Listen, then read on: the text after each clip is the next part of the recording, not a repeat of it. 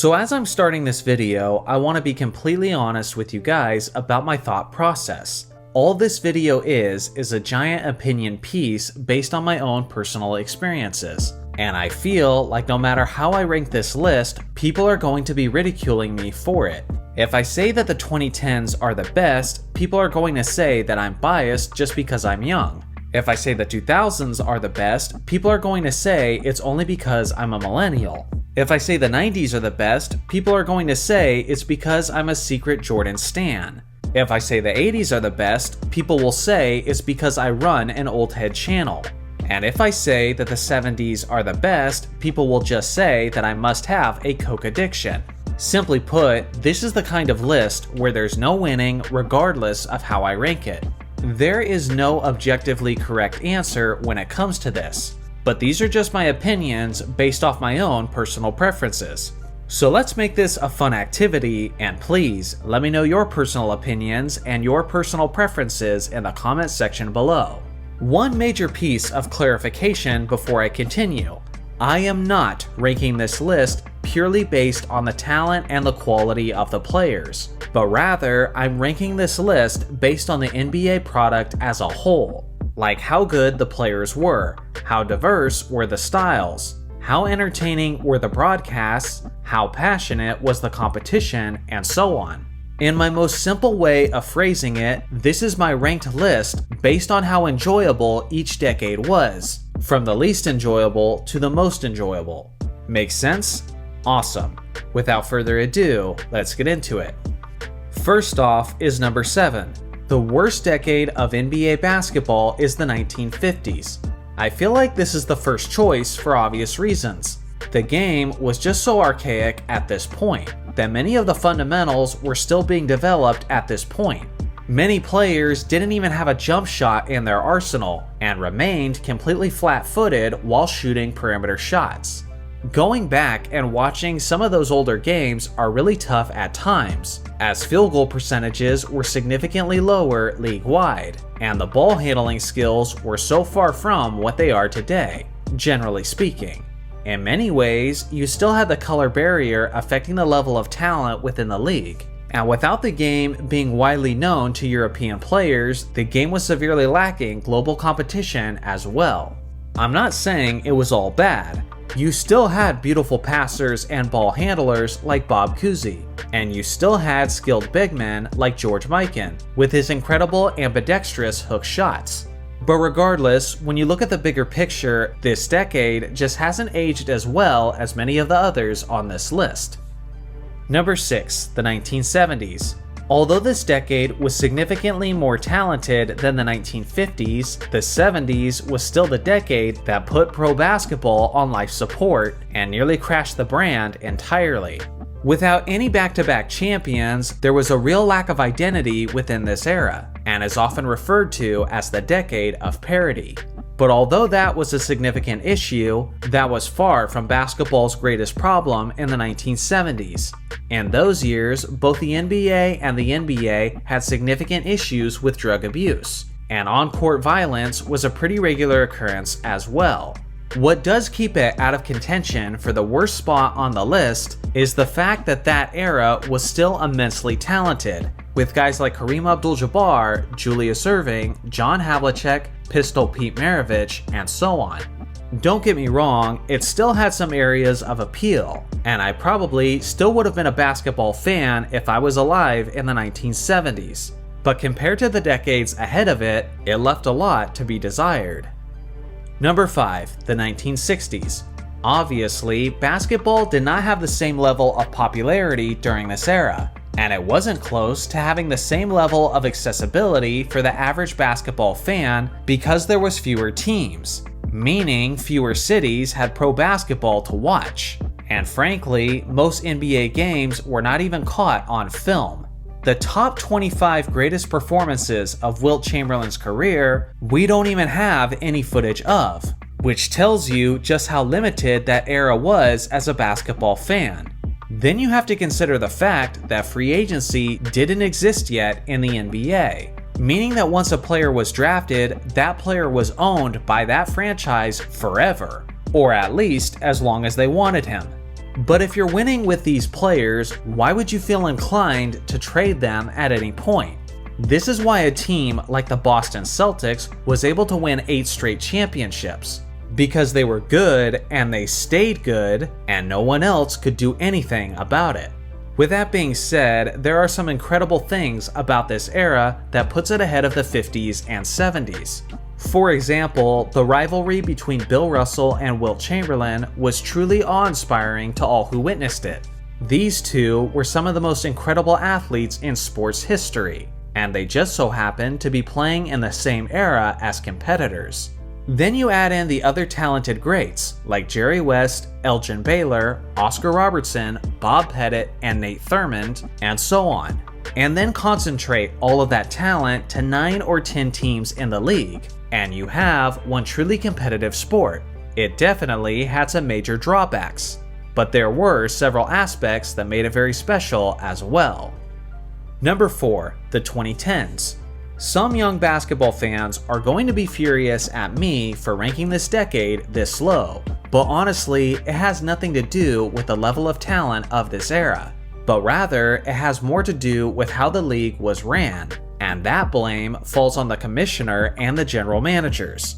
During the 2010s, flopping was out of control. Load management truly got its start in this decade, and due to the shorter contracts, player movement became so frequent that it's become rather difficult for fan bases to be emotionally invested in their superstar players like they were in years past. Because although you may buy his jersey, and although you may have a poster of your favorite player on your bedroom wall, by the time summer rolls around, he may be forcing a trade, or exercising a player option in order to head to another city. Another reason I wasn't terribly fond of this era as much as others is because there was a lot of instances where super teams made the playoff experience less interesting. When LeBron James joined the Miami Heat, forming a super team consisting of 3 top 10 players, he was so confident in the strength of that squad that he predicted a minimum of 8 championships. Now I get it, his comments were a bit tongue-in-cheek. But still, you don't make that joke unless you know you're a championship contender night in and night out.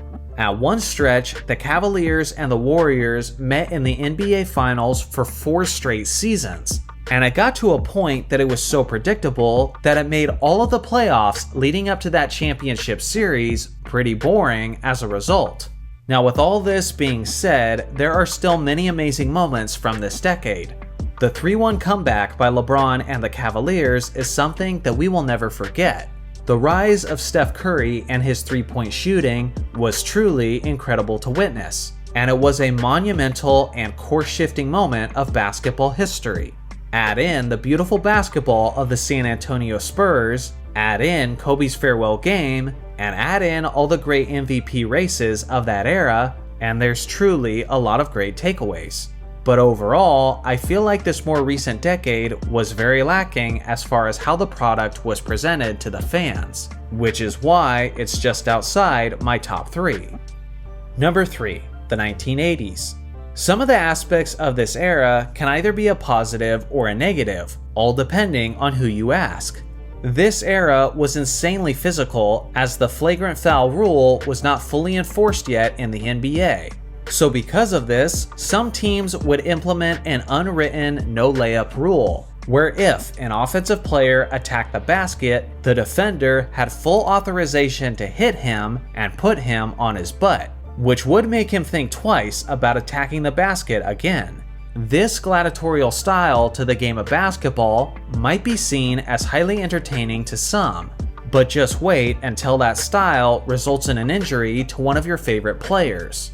If I'm being completely honest, I think the hard fouls of the 1980s have been very romanticized as time has gone on, because I remember watching countless VHS tapes of that era, and back then, no one outside of Detroit had any love for the Bad Boy Pistons' physically punishing style of basketball.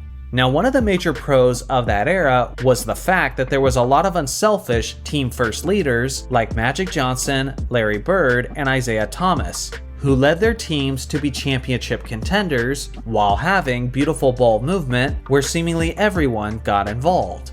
The general style of that era was extremely fast, as many of the best teams in the league were in love with transition plays, which I personally always thought was extremely exciting.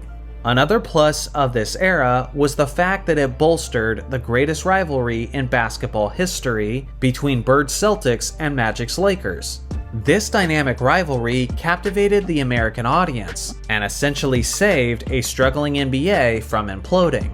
With that being said, the balance of power was somewhat off, as the Eastern Conference was way more loaded than the West, which is why Los Angeles was representing the West in the finals nearly every year of that decade.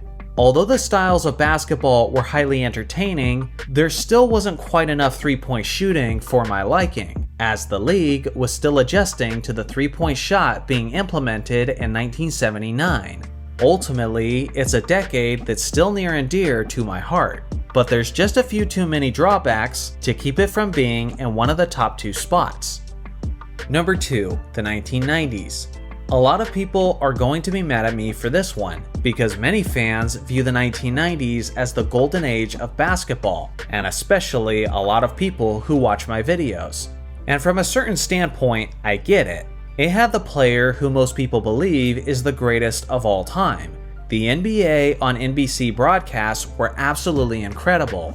And from the perspective of NBA Finals viewership, it's never been higher than it was during that decade. With that being said, I do think there were a couple negatives that kept it from being in my number 1 spot. For one, the league was really trying to figure out its style during this decade.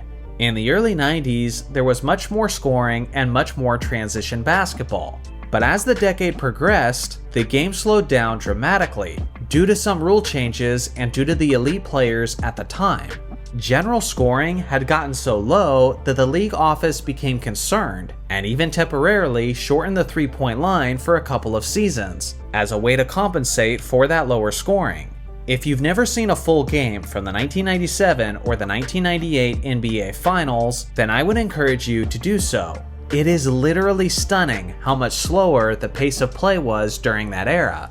And to the casual basketball fan, there were points that I might even lull them to sleep. As awesome as I believe the 90s were, it is a bit of an acquired taste. One of the most amazing things that it had working in its favor was all the diverse styles throughout the league.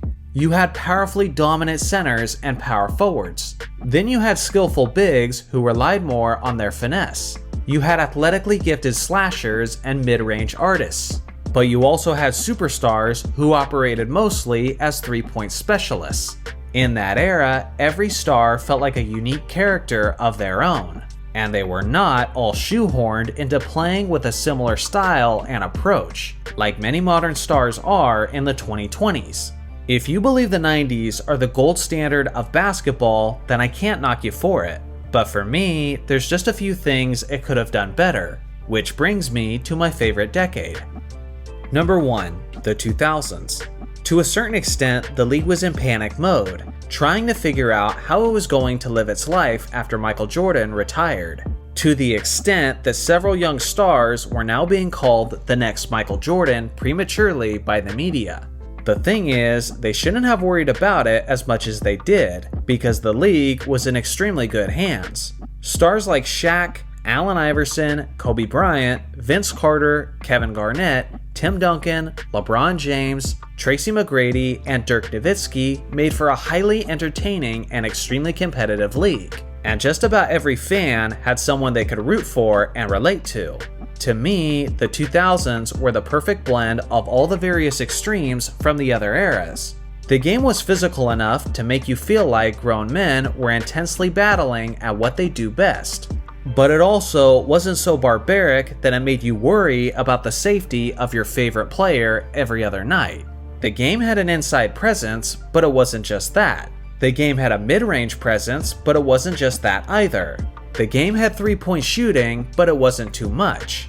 The talent of the league was dispersed evenly enough that every season was interesting and surprising. There was also plenty of superstars who took pride in being fierce competitors, and who also took pride in showing up for work every day when they were capable of doing so. If you ask me, this decade was generally the most well-balanced era of all time, which made for an extremely intriguing product from beginning to the end.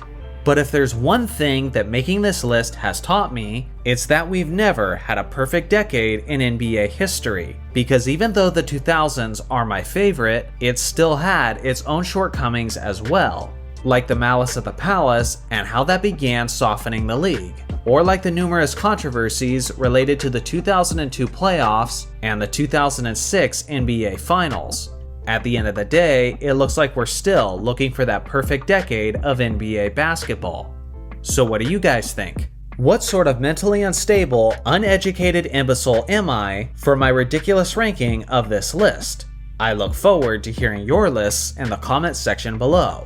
Thanks for watching as always, make sure to like and subscribe for more basketball content, and I'll see you guys in the next video.